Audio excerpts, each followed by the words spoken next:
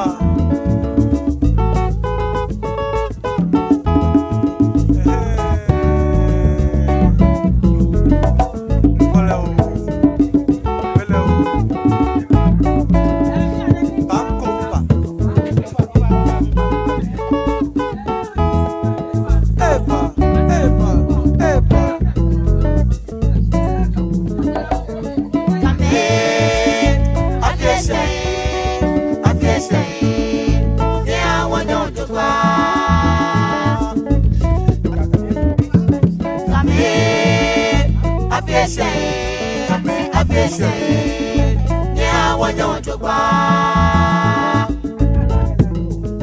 One fame, Momo, Banyani Nawa, one fame, Momo, Banyani Nawa. I said, look at that again, Odonia Mafua. Afieshe, yeah, one young to buy. One fame, Momo, Banyani Nawa, one fame, Momo, Banyani Nawa. I said, look at that again, Odonia Mafua. Afieshe, yeah, one young to buy. Mawala, I feel not the walk, Banyani Nawa, wait, I said, look at that again, Odonia Mafua. Afieshe, yeah, one young to buy.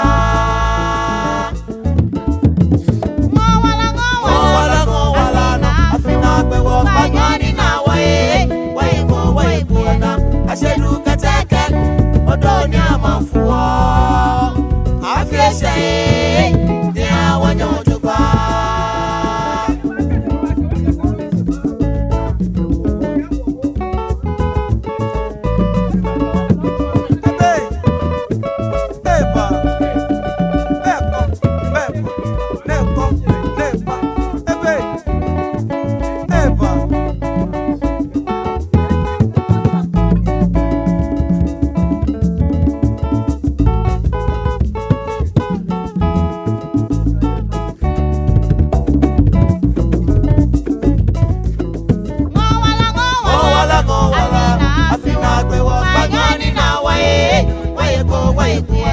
I said, look at that again, Odonia Mafua. Afieshe, yeah, one young to buy. Mawala, I feel not the walk, Banyani Nawa, wait, I said, look at that again, Odonia Mafua. Afieshe, yeah, one young to buy. I said, look at that again, Odonia Mafua. Afieshe, yeah, one young to buy. I said, look at that again, Odonia Mafua.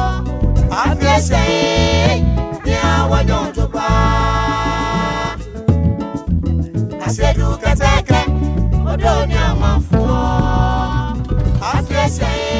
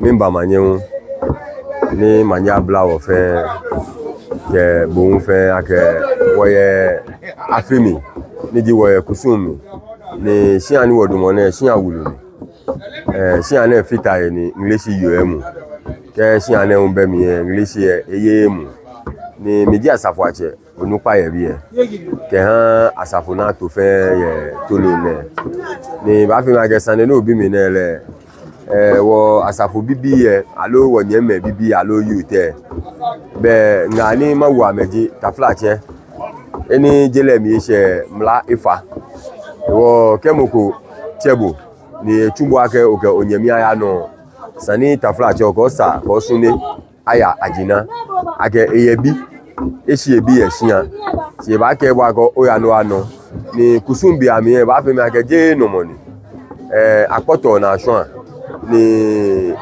cheme ke nyeme ni ti abo mi ameke jo mojuran ba jo ewo afinele wo ke gbeke fe gbeke ni taflache moko ba tubo akoko nyemi aya no ke momo agelele nche bomode ni ke mo aya no ni wo to lo bi no mo ko bebi gidigidi ko bebi si omo ni bulente oyen susu mo gbojo no ke gidigidi baba bi gidigidi ba ni nago onye twa no manyaba ya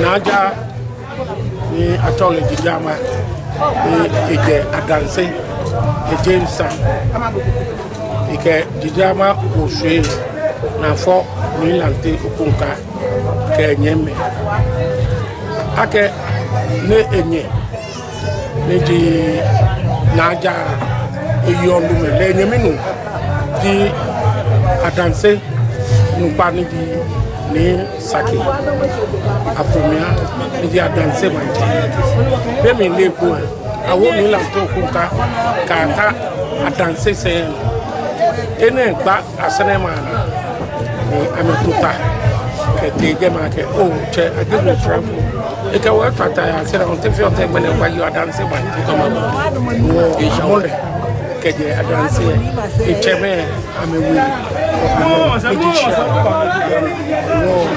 Kaleba. Kalene sha yo mu. Abaye ikesen. Asene un fo se. Yo mu ko mo bi ni pa mi bi la te ja wo ma che. Yo mu la bi e kenkre. No se henin te ni ya to ni kenkre. Enya o ke o ke na kanema ibrad enyemi nu pa ke ba fo we fo jeme hu ra de wo je okunka wo bi ene di chema mi wo ke je okunka wo ake ni bi chema gbagbe kusuma je bi ene di ake bi de ni la ko